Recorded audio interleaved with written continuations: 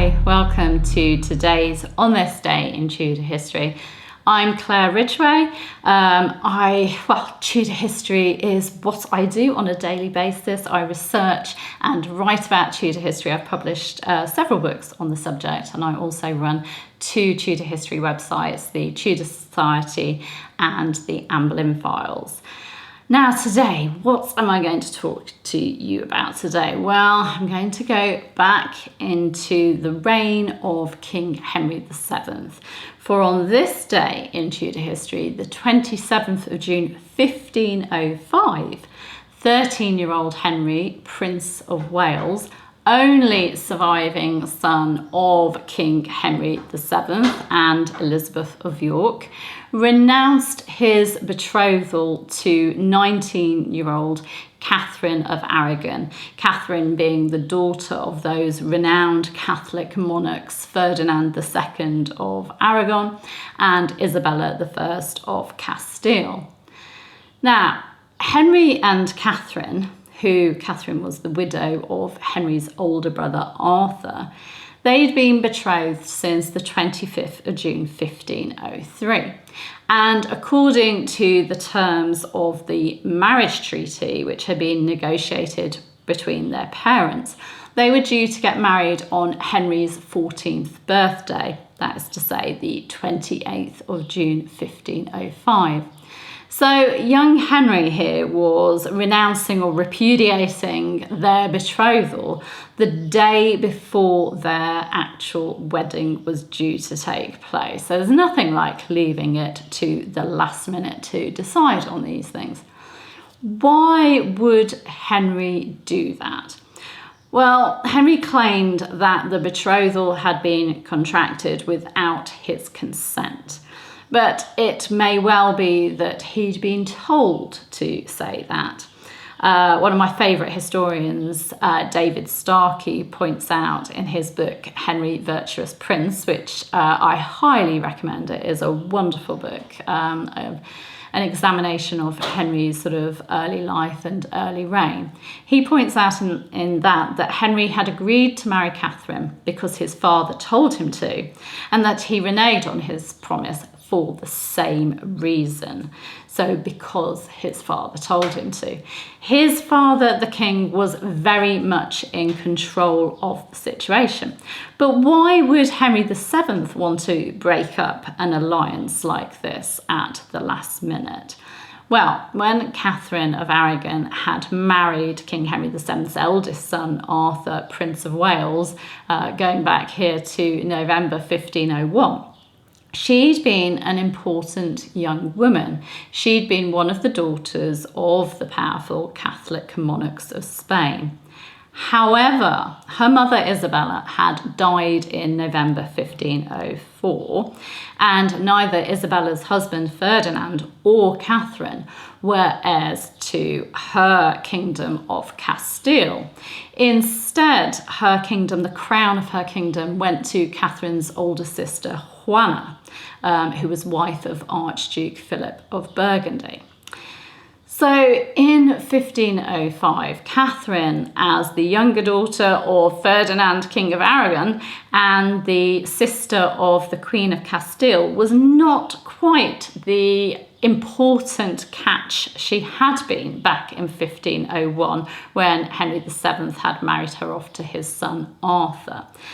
Henry VII now believed that his remaining son could do a lot better in the marriage market. Henry VII went on to cut off Catherine's dower income on the grounds that only half of her dowry had been paid by the death of Prince Arthur in April 1502.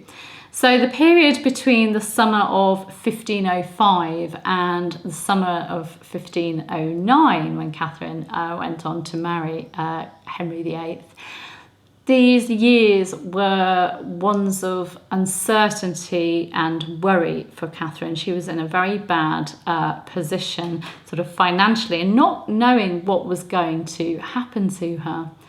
She did, however, keep in touch with her ex-fiancé Henry, and David Starkey notes that she showered him with gifts of jewellery, sending him a diamond ring as a New Year's gift in January 1506, and a girdle of white satin with a gold buckle of Spanish work in January 1507. And the prince reciprocated, sending her an emerald ring in 1506 and a fair rose of rubies set in a rose, white and green, of course the white and green being the Tudor colours, in 1508. David Starkey does, however, point out that these gifts from Henry to Catherine were recycled from presents that he'd received from others. He hadn't had them commissioned specially for her, and that he also used the presents that Catherine gave him as presents for his father. He was into recycling. He was a man ahead of his time, Henry was. Catherine hoped that the prince would be kinder to her than his father when he came to the throne on the death of Henry VII in 1509. Would the new king, would he go back to the original promise and take her as his wife? It seemed unlikely. According to the Spanish ambassador, it was thought that it would burden his conscience to marry his brother's widow. But the doubters were wrong, and negotiations between Ferdinand II of Aragon and Henry VIII and his council concluded on the 8th of May 1509 with a new agreement to the marriage of Henry and Catherine. Now we're just having an appearance by a cat who's going to meow at me till I give her a fuss. Now this marriage licence was issued by William Warham, who was the Archbishop of Canterbury and Henry's Lord Chancellor, on the 8th of June, and the marriage took place on the 11th of June 1509. It was a very low-key wedding ceremony because Henry was busy preparing a lavish joint coronation for the two of them, which took place on Midsummer's Day, 24th of June 1509. But why did Henry VIII change his mind about marrying Catherine? Well, in a letter to Margaret of Austria, Henry claimed that when his father was on his deathbed, that he'd begged his son to put things right and marry Catherine. However, the Spanish ambassador put it all down to young King Henry making up his own mind, coming to his own decision. It's impossible to know which version is true, but Henry's words to Margaret of Austria may have simply been an excuse to apologise for not marrying her niece Eleanor of Austria and picking Catherine instead. Why not blame it on the wishes of a dying father? She can't exactly argue with that, can she?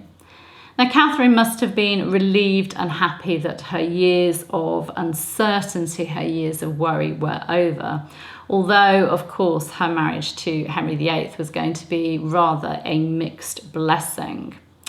So that's what happened on this day in Tudor history, the 27th of June 1505. Prince Henry, the future King Henry VIII, broke up with his fiancée Catherine of Aragon, said, "I don't want to marry this woman anymore." He went back on this marriage agreement, this alliance, and said that the contract had been made without his consent and he didn't want to do it anymore. That was the eve of their wedding as well.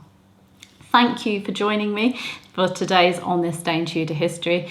You can, of course, subscribe. You can hit the bell to be notified as my videos and talks go live. And of course, you can like and you can comment as well. It is wonderful to have you following and to have you joining in. And it's very heartwarming to hear that you enjoy what I do. Anyway, I'll be back tomorrow with another On This Day in Tudor History event for you. I will see you then. Take care. Bye-bye.